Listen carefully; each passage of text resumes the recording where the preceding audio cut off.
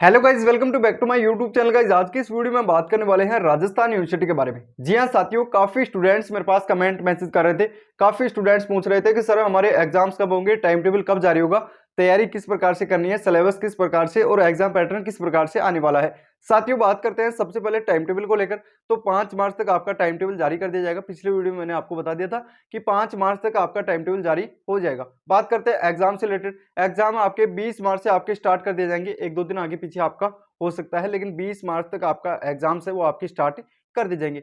अब बात कर लेते हैं सिलेबस से अकॉर्डिंग। वीडियो लेकर आया हूं मैं सिलेबस का।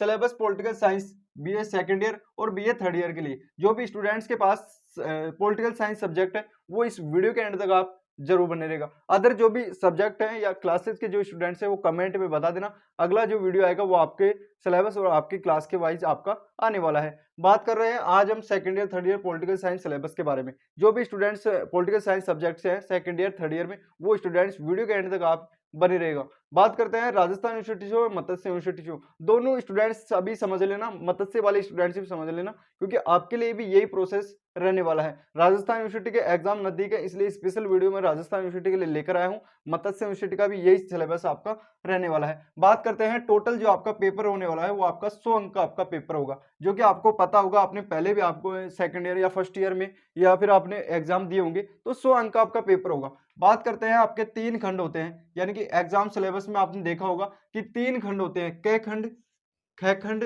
और ग खंड। यानी कि आपका सीरीज में आपने देखा होगा या फिर पाठ्यक्रम जो आपके होते हैं उसमें आपने देखा होगा कि आपके 3 प्रकार से क ख ग, यानी कि ये आपके पार्ट होते हैं, क ख ग। तो इसमें हम बात करेंगे कि कहां से कितने खंड में से कितने क्वेश्चन आएंगे और कितने नंबर के क्वेश्चन आने वाले हैं।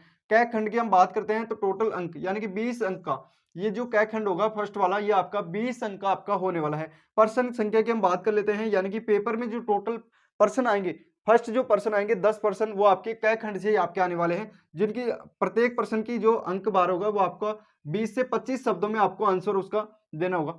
10% आपके आने वाले हैं, एक अंक का आपका पर्सन होगा, यानी कि 10% आएंगे जिसका एक अंक आपका होगा। 10% 10 अंक के हो गए, यानी कि 10 नंबर का आपका क खंड का आपका आने वाला है।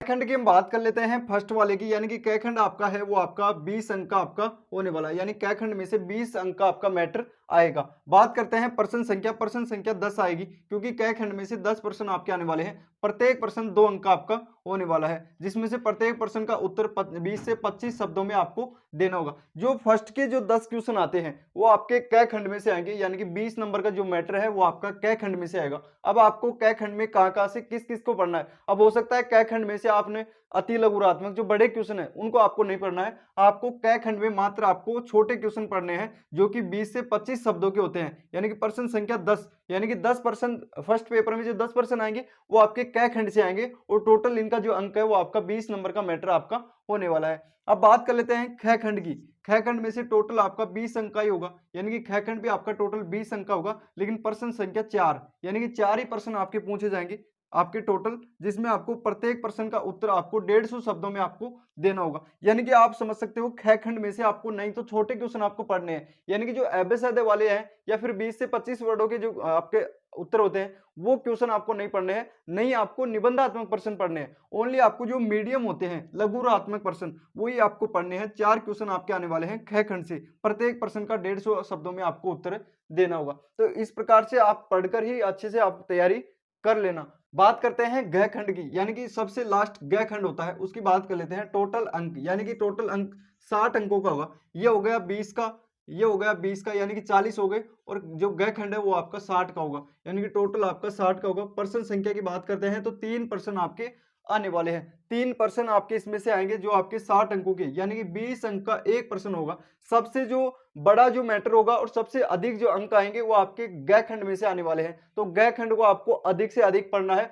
60 अंक का मैटर है वो आपका ग खंड में ही रहने वाला है। बात करते हैं पर्सन संख्या की, तो 3 हो गए। निबंधात्मक पर्सन, जो निबंधात्मक पर्सन होते हैं वो आपके इसमें से ही आएंगे, ग खंड में से। ग खंड को आपको अधिक से अधिक पढ़ना है। निबंधात्मक पर्सन, जो अगर आप बड़े क्वेश्चन याद कर सकते हो, काफी स्टूडेंट्स होते हैं जो बड़े क्वेश्चन याद नहीं कर सकते, इसलिए मैं आपके लिए ये वीडियो लेकर आया हूं कि आपको स्टेप बाय स्टेप बता दूं कि किस चैप्टर में से और किस खंड में से कितने क्वेश्चन कितने नंबर के आने वाले हैं। बात कर लेते हैं कि टॉपिक्स के बारे में, यानी कि जो क खंड में उसमें से किस टॉपिक में से क्वेश्चन आने वाले हैं, और जो ख खंड है उसमें से किस टॉपिक पर क्वेश्चन आएंगे, और ग खंड है उसमें से किस टॉपिक पर क्वेश्चन आपके आने वाले हैं।